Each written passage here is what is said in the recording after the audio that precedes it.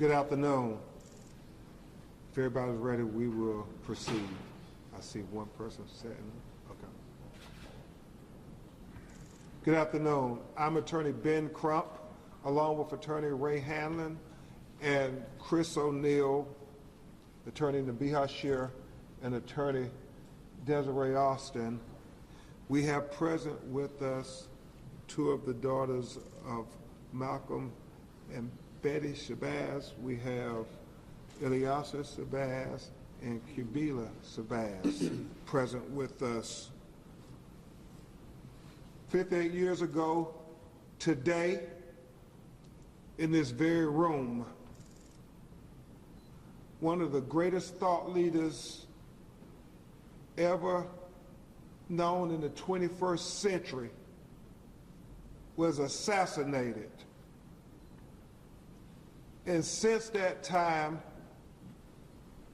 there has been speculation as to who was involved in the assassination of Malcolm X. We know on November 18th, 2021, it was confirmed and substantiated that the government agencies, the New York Police Department, the FBI, the District Attorney of New York, had factual evidence, exculpatory evidence that they fraudulently concealed from the men who were wrongfully convicted for the assassination of Malcolm X. And they also fraudulently concealed that information, most importantly, from the family of Malcolm X. We know that based on their wrongful conviction, that the government settled the matter of Mr. Azir and Mr. Aziz for tens of millions of dollars. This is important for many reasons. One of the most important reasons, it gives Malcolm's daughters an opportunity to seek legal redress, finally, based on the government's admission that they conceal evidence involving the assassination of Malcolm X. The truth of what happened and who was involved has always been critical. So today, at the Malcolm X and Dr. Betty Shabazz Memorial and Educational Center, we announce and give formal notice to the City of New York, the State of New York, and the federal government and its agencies, the FBI and the CIA, that the family members intend to sue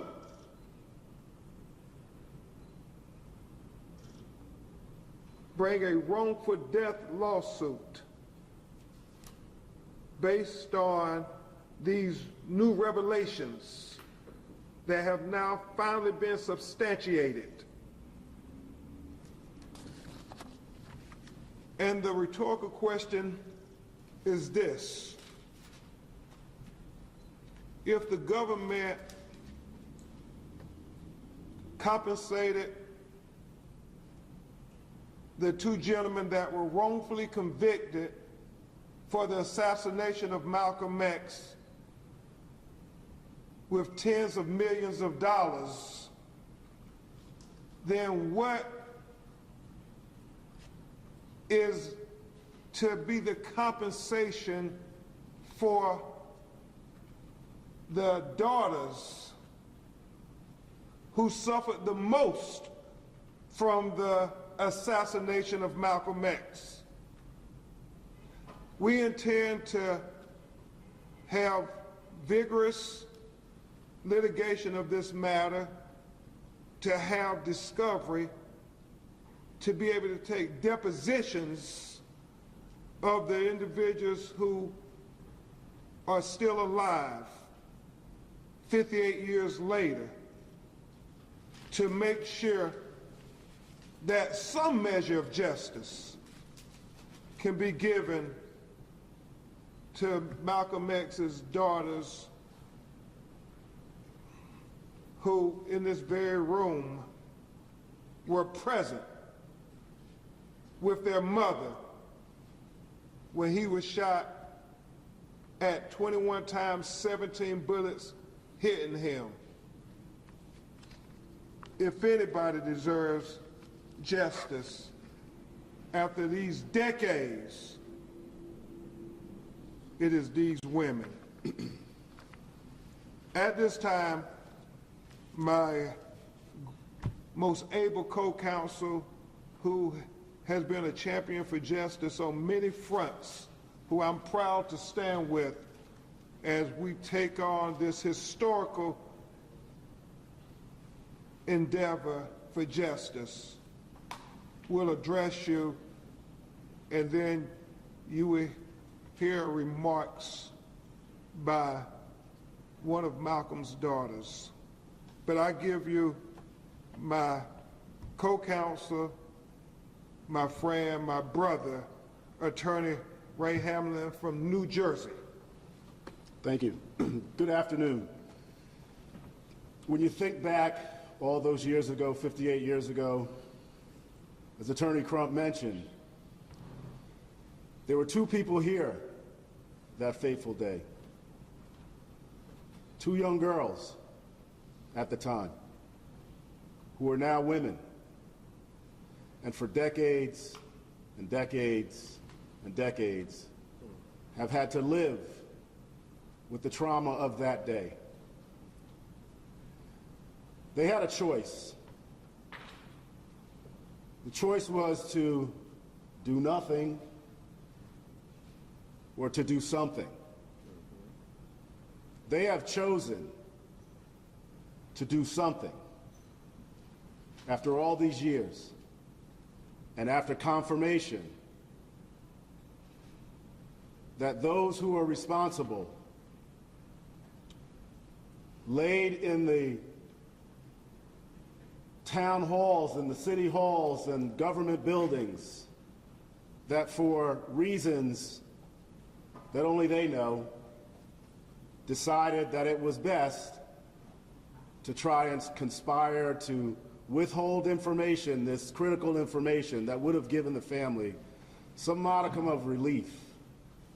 But since that didn't happen, 58 years later, we're going to make sure that the family finally gets that modicum of relief that they justly deserve. And with that said, I'll turn it back over to Mr. Crump. Sure. I'm going to have one of Malcolm's daughters,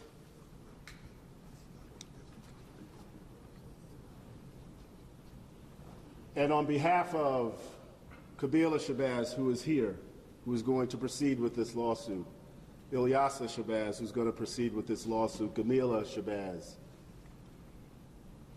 Malika Shabazz, who passed away, her daughter is going to be a part of this action, as well as Malak Shabazz. We look forward to this opportunity to pursue this matter, finally. Thank you very much, Attorney Hamlin. You know, This was a great injustice that was done to this family, these daughters, who in many ways, because the fraudulent concealment of the truth, were in a different kind of prison. Nobody can imagine what they've had to endure. And so for this great injustice, we will be filing a wrongful death lawsuit against these governmental entities for $100 million on behalf of his daughters that are coming forward. But there is no measure of money, there is no measure of explanation that they can ever offer this family. The only thing they can do is try to right a historic wrong, not just for his family, but for his people and this world. We have to right this historic wrong. So at this time, you will hear from Malcolm's daughter, Ilyasa Sibaz.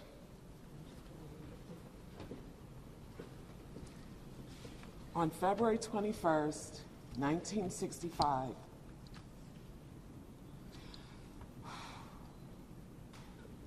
my mother came here excited to see her husband because a week prior, her home had been firebombed. She walked in here happy, and she left out shattered.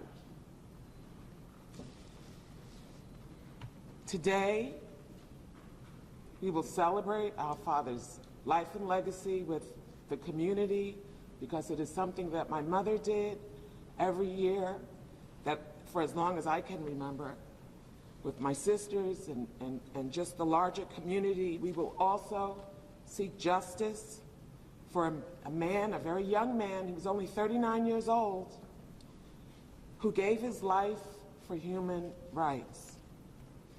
For years, our family has fought for the truth to come to light concerning his murder, and we'd like our father to receive the justice that he deserves. The truth about the circumstances leading to the death of our father is important, not only to his family, but to many followers, many admirers, many who look to him for guidance, for love. And it is our hope that litigation of this case will finally provide some unanswered questions. We want justice served for our father. Thank you.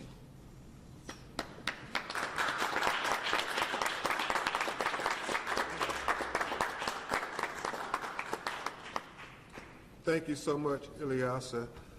At this time, we will take a few of your questions, if you have any. What is the, truth that the evidence was fraudulently concealed and summarize for us? Well, it was admitted to.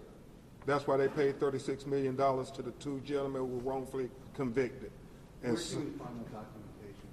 you can get with the district attorney's office and the city, who admitted that these gentlemen were wrongfully convicted and that there was exculpatory evidence that would have exonerated them that they did not release or reveal.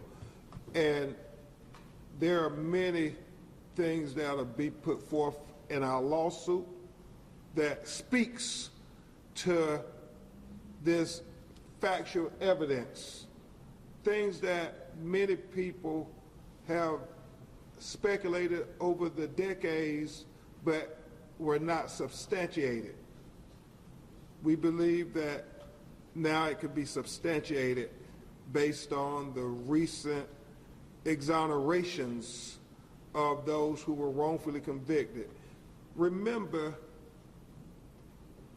J. Edgar Hoover, the head of the FBI, said on June 5th, 1964, do something about Malcolm X. In less than a year, he was assassinated. We think that the truth will finally come to light, and this family will finally get the legal redress that was due to them so many decades ago. Talking about justice delayed. To what degree, if any, has or is Mr. Halim helping, cooperating, or offering anything of substance to this effort? Well, we plan on taking depositions of many of the figures that were involved, either rightfully or wrongfully, in the assassination of Malcolm X. It's not just about the trigger man, it's also about those who conspired with the trigger man to do this dastardly deed that killed that 39-year-old young father. Do you believe you'll be able to depose him? Well, we believe we'll be able, with the force of law, to subpoena and depose any individual that has relevant information. That's what has never happened in the aftermath of the assassination of Malcolm X. Martin Luther King's family had a legal proceeding where there were people put under oath, and because of the rule of law, they were compelled to give testimony. You had that with Fred Hampton's family. But we never had that with Malcolm X's family. And just like there are many who believed Martin Luther King was killed as a result of a conspiracy by the federal government and the local governmental entities, as well as Fred Hampton, with the federal government and the local governmental entities working in concert with one another. It is also believed that Malcolm X was assassinated at the will of governmental entities on the local level and the federal level.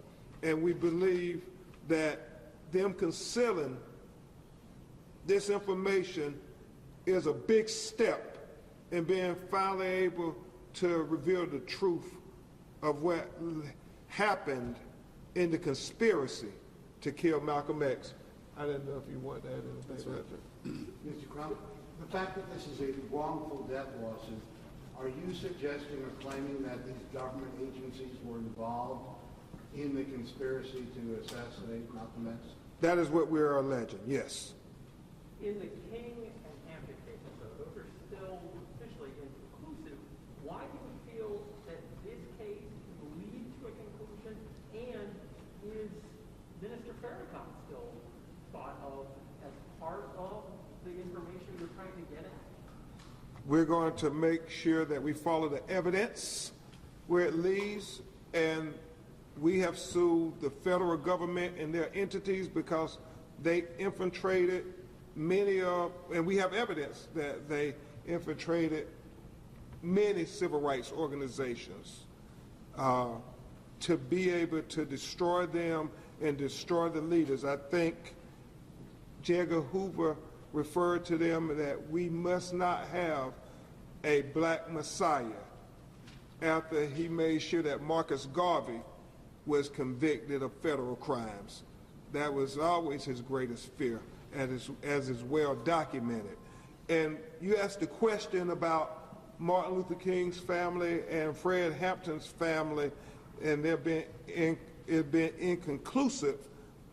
However, in both of those cases, the federal government paid money which is in many ways an admission that you were involved somehow.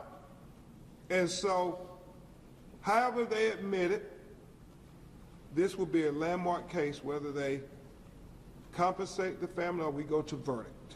Is Mr. Farrakhan still being looked at all? We're looking at every aspect into the assassination of Malcolm X. Yes, Can you talk about the evidence that the CIA was involved in Malcolm X's assassination?